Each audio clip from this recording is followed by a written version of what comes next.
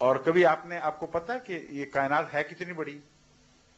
یہ تو کسی کو نہیں پتا. ہے یہ تو کسی کو نہیں پتا. نہیں، سائنسدانوں نے اندازہ لگا لیا. روشنی کے سفر سے روشنی 1,86,000 میل فی سیکنڈ کے لحاظ سے سفر کرتی ہے. درست؟ اور اس کائنات کے پرلے کنارے سے جو اس وقت سب سے دور ہے، وہاں سے جو روشنی 18 ارب سال یا 20 ارب سال پہلے چلی تھی، وہ اب یہاں زمین پہ پہنچ رہی ہے. اور وہ 18 ارب سال پہلے کے واقعات اس زمانے کی روشنی پہنچ کر بتا رہی ہے کہ میں کتنی دور سے آئی ہوں اور کیا پیغام لائی ہوں. تو کائنات کا فاصلہ اتنا بڑا ہے کہ اگر ایک شخص روشنی پر چڑھ کر سفر کرے 1,86,000 میل فی سیکنڈ، تو اس کو کائنات کے دوسرے کنارے تک پہنچنے کے لیے کتنا وقت درکار ہوگا؟ 20 ارب سال یا 18 ارب سال. لیکن 18 ارب سال سے زیادہ اس لیے کہ کائنات پھیل بھی رہی ہے اور دور ہٹ رہی ہے. تو جب وہ کنارے پہ پہنچے گا تو کنارہ اور دور ہٹ چکا ہوگا. اب سمجھ گئے بات کو؟ اب آپ کو پتا ہے کہ حضرت عیسیٰ علیہ السلام کے متعلق مولوی کیا کہتے ہیں کہ کس آسمان پر اٹھائے گئے؟ چوتھے آسمان پر. ٹھیک ہے؟ کل کتنے آسمان ہیں؟ 7. تو چوتھا آسمان مڈل میں ہوا نا. ٹھیک ہے؟ تو مڈل کا فاصلہ یہاں سے کتنا ہوا؟ 10 ارب سال. ٹھیک ہے؟ اب حضرت عیسیٰ علیہ السلام اگر روشنی پر چڑھ کر اس وسطی آسمان کی طرف جا رہے ہوں تو ابھی یہاں کنارے پہ ہوں گے کہیں، کیونکہ 2000 سال اور 10 ارب سال میں بہت فرق ہے، بے انتہا فرق ہے. تو ابھی تو پہنچے ہی نہیں. اور ہاتھ لگا کر اگر فوراً واپس مڑیں تو مولوی آپ کو یہ کہتے ہیں کہ 20 ارب سال تک امید ہے کہ عیسیٰ علیہ السلام واپس آ جائیں گے.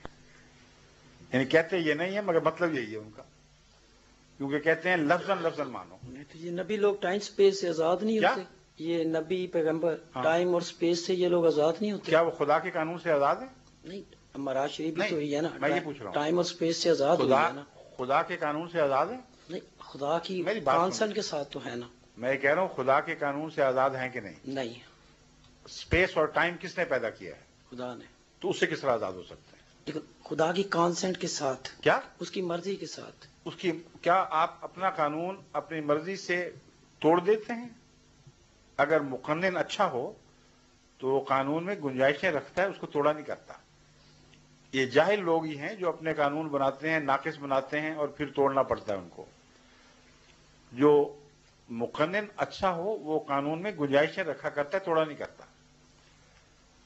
اللہ تعالیٰ کو اپنے قانون بنا کر توڑنے کی ضرورت کیا تھی، جبکہ قرآن خود کہتا ہے کہ میرے قوانین جو ہیں زمین و آسمان پر حاوی، ان میں ایک ذرہ بھی رکھنا نہیں ہے.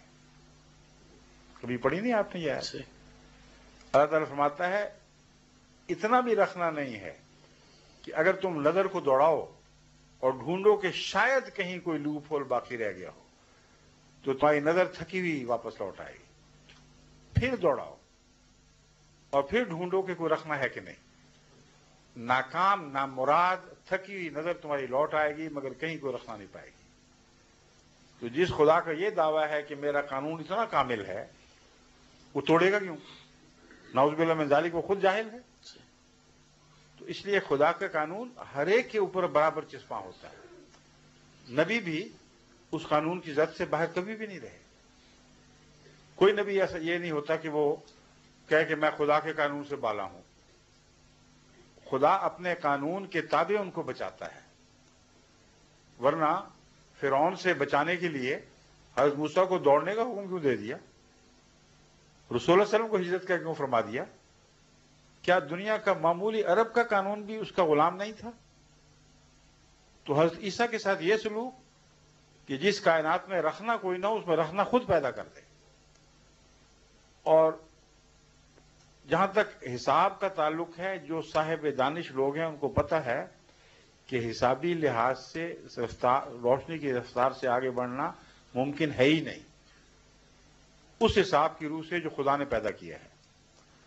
اس حساب کی روح سے جس کو قرآن کریم فرماتا ہے کہ اس حساب میں قیامت تک اسی حساب سے چاند سورج چلتے رہیں گے اور کبھی بھی ان کی رفتاروں میں کوئی فرق نہیں پڑے گا. تو قرآن کی دوسری آیتوں سے دیکھیں.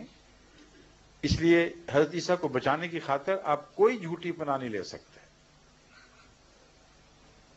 اگر بچانے کی خاطر خدا نے یہ کام کیا کہ قانون توڑ دیے تو یہود سے وہاں کیوں نہ بچا لیا؟ 1000 گز اونچا اٹھا لیتا. یہود نے پہنچ جانا تھا 1000 گز تک.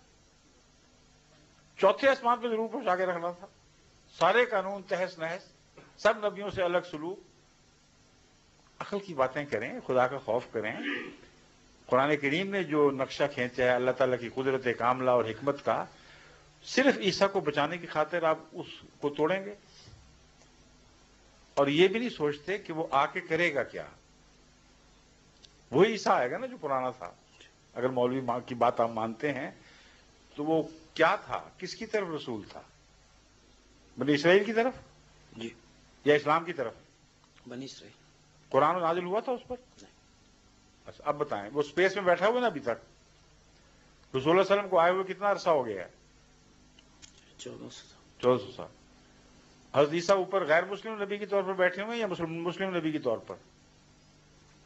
یہ تو کرسچنز کا اپنا کانسیپٹ ہے، مسلم کا اپنا ہے. وہ مسلمان تو نہیں نا پھر؟ نہیں. تو غیر مسلم نبی یہاں آ کے کرے گا کیا؟ جبکہ قرآن کہے گا رسول الی بنی اسرائیل، اور وہ جو رسول کے ظاہر ہونے کے باوجود اپنا دین نہ بدلے اس کی غلامی کریں گے آپ؟ عقل سے بات کریں. قرآن تو کہتا ہے ہم نے اس کو تورات کے تابع کیا، انجیل کے تابع کیا. قرآن کا ذکر بھی نہیں فرماتا کہ قرآن کے تابع کیا. تو آپ کو انجیل ہی پڑھائے گا نا آ کے، یا تورات کی تعلیم دے گا؟ تو وہ خود مسلمان ہو گئے، آپ کو عیسائی بنا دے گا آ کے. تھوڑا سا غور کریں، عقل دوڑائیں کہ یہ ہو کیسے سکتا ہے. حضرت عیسیٰ علیہ السلام آسمان پر بیٹھے ہوئے، رسول اللہ صلی اللہ علیہ وسلم ظاہر ہو گئے اور ان کو خبر ہی نہیں.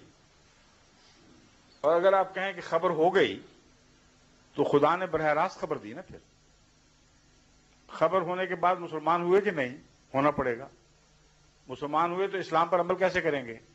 اسلام کی تعلیم براہ راست دل پہ نازل ہوگی، اور اگر دل پہ براہ راست نازل ہوئی تو ایک شریک نبی پیدا ہو گیا کائنات میں.